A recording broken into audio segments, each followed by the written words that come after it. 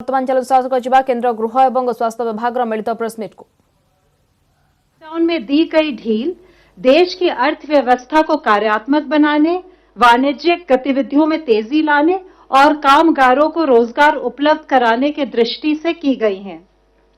नए दिशा निर्देशों के अंतर्गत कुछ गतिविधियों पर राष्ट्रव्यापी रोक जारी रहेगी।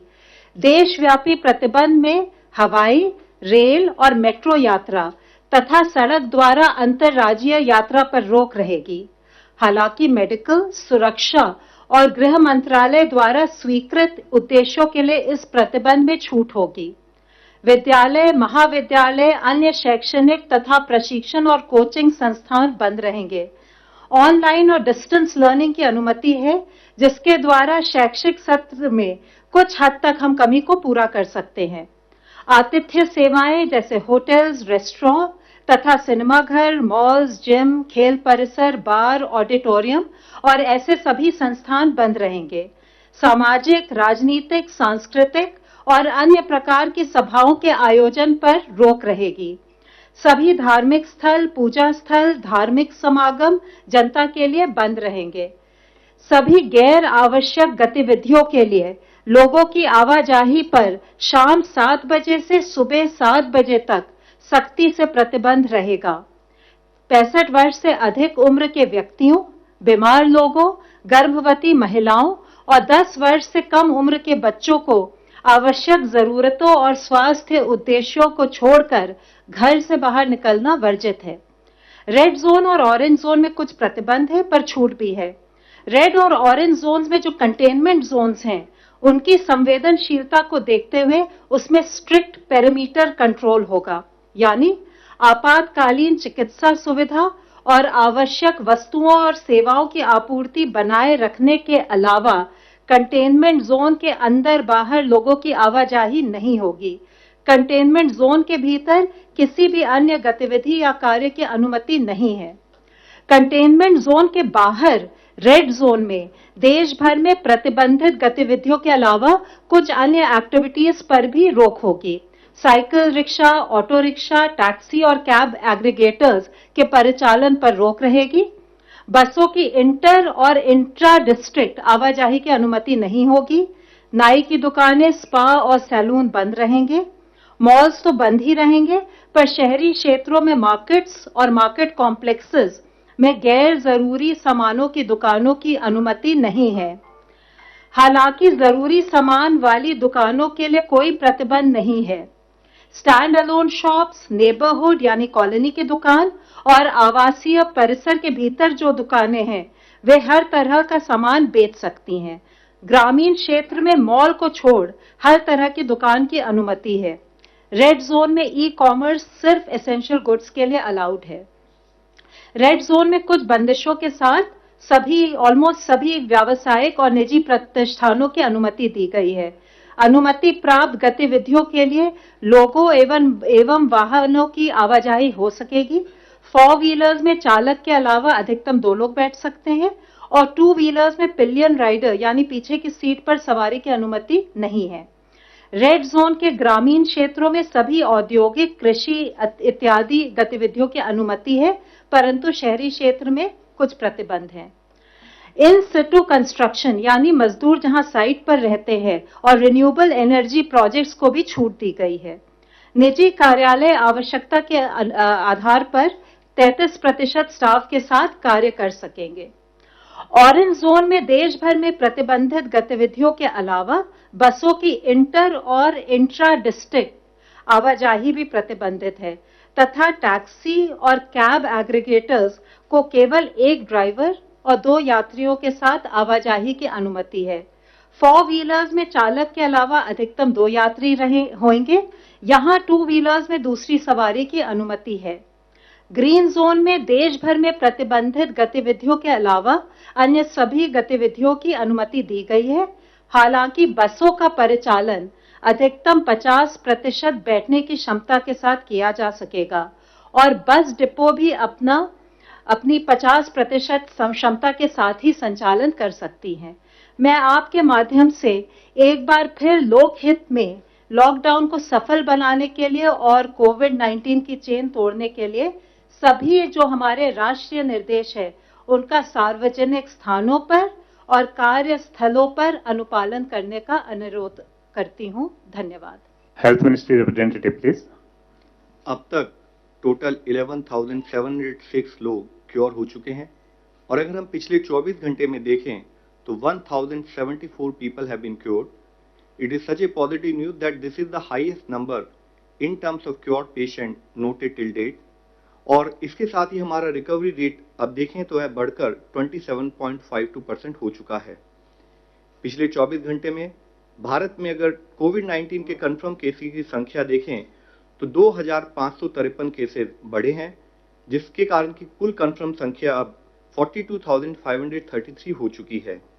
Total active cases under medical supervision की संख्या 29,453 है।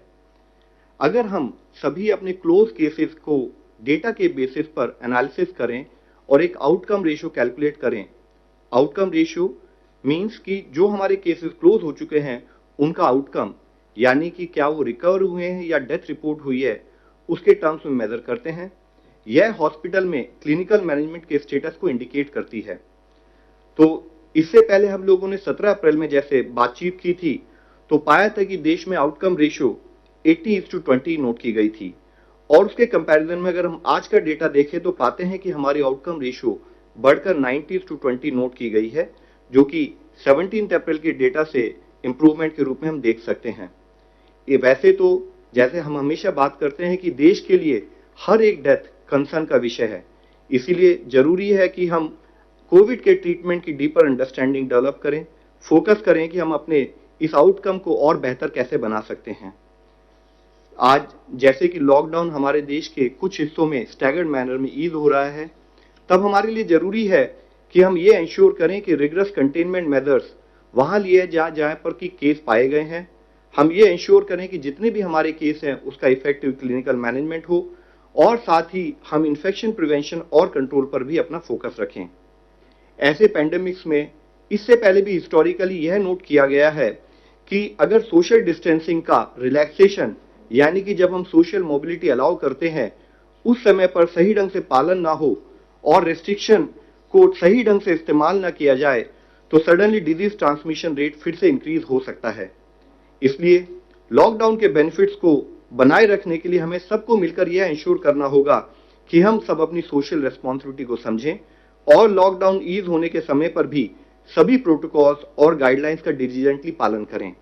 There is a very fine line, complacent होंगे तो फिर से केसेस की संख्या बढ़ सकती है। दूसरी ओर जिन जिले में केसेस अभी तक रिपोर्ट नहीं हुए हैं वहां पर अगर केस आएंगे तो वहां पर फिर से रेस्ट्रिक्शन लागू की जा सकती हैं। हम एक नए नॉर्मल में ट्रांजिशन कर रहे हैं। जरूरत है कि हम सब लोग सावधान रहें, सजग रहें और सतर्क रहकर कोविड-19 से निपटने की अपनी तैयारी को इसी स्पीड और मोमेंटम के साथ बढ़ाते रहें। हमें पब्लिक स्पेसेस में कंपल्सरली फेस मास्क या कवर्स को यूज करना है। इवन आउटसाइड कंटेनमेंट जोन में भी हमें सभी प्रिवेंटिव मेजर्स और सरकार द्वारा दिए गए दिशा निर्देश का पालन करना है। इसेंशियल आइटम्स को भी खरीदते समय या कॉमन एरियाज में किसी से मीटिंग करते समय भी जो रिलैक्सेशन वाले एरिया हैं वहां पर भी हम भीड़ भाड़ से बचें। लेटेस्ट फिजिकल डिस्टेंसिंग मेजर्स का पालन करें।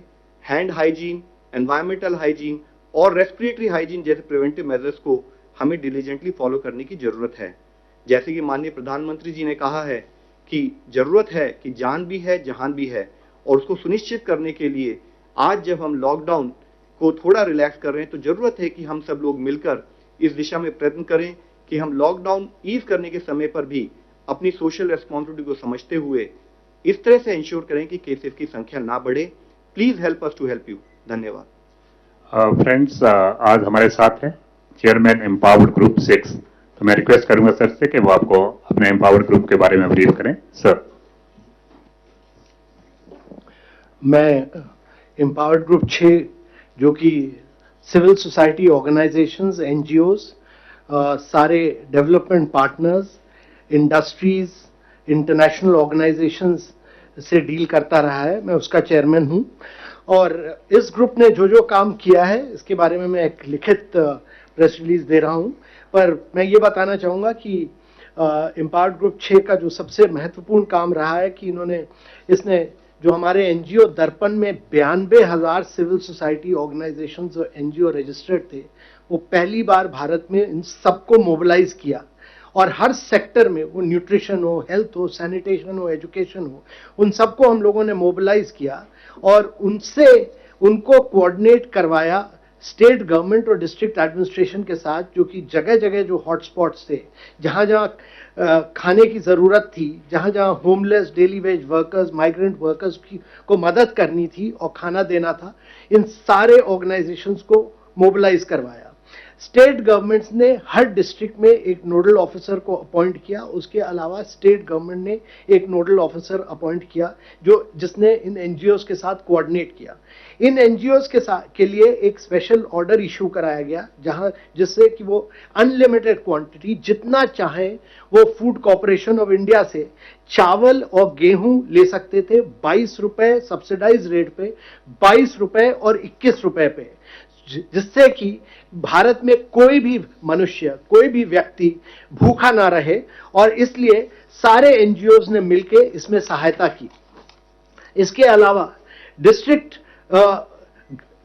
एडमिनिस्ट्रेशन को भी मोबिलाइज किया गया कि इन सारे एनजीओज के साथ मिलके वो काम करें, कम्युनिटी किचन्स में एक अवेयरनेस क्रिएट करें, हाइजीन, सोशल डिस्टेंसिंग की, जहां जहां मदद चाहिए थी होमलेस के लिए, डेली वेज वर्कर्स के लिए, जहां जहां इन लोग के लिए कैंप्स बनाने थे, हेल्थ कैंप्स बनाने थे, रहने के कैंप्स बनाने थे, जहां जहां इन लोगों को एजेड लोगों को और डिसेबिलिटीज वाले व्यक्तियों की मदद करनी थी, उन सब की मदद की। और लगातार हम लोग इनके साथ करीब 10 या 12 मीटिंग्स हुई, जिसमें जो जो दिक्कतें आई उन सबको हम लोग सॉल्व करते गए, और इन एनजीओज ने बड़ा ही सराहनीय काम किया है। और अब अगले फेज में जब हम जा रहे हैं तो इन्हीं सिविल सोसाइटी ऑर्गेनाइजेशंस और एनजीओज को हम उपयोग करेंगे कि सीनियर सिटीजन्स और एल्डरलीज की कैसे मदद करनी है, उनको कैसे प्रोटेक्ट करना है, और स्टिग्मेटाइजेशन के खिलाफ कैसे काम करें।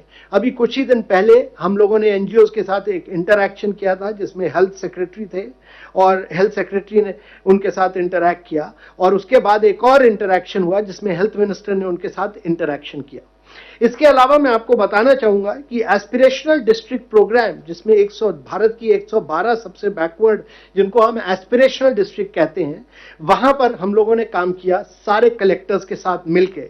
अभी तक 112 डिस्ट्रिक्ट में केवल 610 केसेस हुए हैं, जो कि भारत के 2% से का नेशनल लेवल इन्फेक्शन का 2% केवल है, और 112 डिस्ट्रिक्ट जिसमें करीब 22% भारत की जनसंख्या रहती है, वहां केवल 2% केसेस रहे हैं। तो ये एस्पिरेशनल डिस्ट्रिक्ट में बहुत कमाल का काम हुआ है, और केवल कुछ डिस्ट्रिक्ट्स ऐसे हैं जैसे बारामूला, नूह, रांची, वायएसआर, कुपवारा और जैसलमेर, जहां कि 30 से ज्यादा केसेस हैं, बाकी जगह बहुत कम केसेस हैं। इन सब डिस्ट्रिक्ट्स में बहुत बड़ा मोबिलाइजेशन हुआ, टेस्टिंग किट्स का, पीपीईज का, कोविड हॉस्पिटल्स का, कुक्ड फूड्स का, एसएचजीज ने मास्क बनाए, और कई बहुत अच्छा काम किया गया। इसके अलावा हमने एक बहुत बड़ा मूवमेंट पीरामल फाउंडेशन के साथ मूव किया है, जो है सुरक्षित दादा दादी और नाना नानी अभियान, और ये अब हम इंप्लीमेंट कर रहे हैं, जिससे कि सेंसिटाइज करें लोगों को प्रिवेंटिव मेजर्स में और बिहेवियरल चेंज में। और Bill and Melinda Gates foundation के साथ मिलकर इस ग्रुप ने एक और काम किया कि फ्रंटलाइन वर्कर्स वगैरह को मोबिलाइज करने के लिए एक क्रिएटिव कंटेंट बनाने के लिए indiafightscovid.com, जो कि पब्लिक डोमेन में है, आप सब लोग डाउन कर सकते हैं, indiafightscovid.com, उसमें कम्युनिकेशन स्ट्रैटेजी बनाई, क्योंकि भारत की जनसंख्या को कम्युनिकेट करने के लिए स्ट्रैटेजी बनी।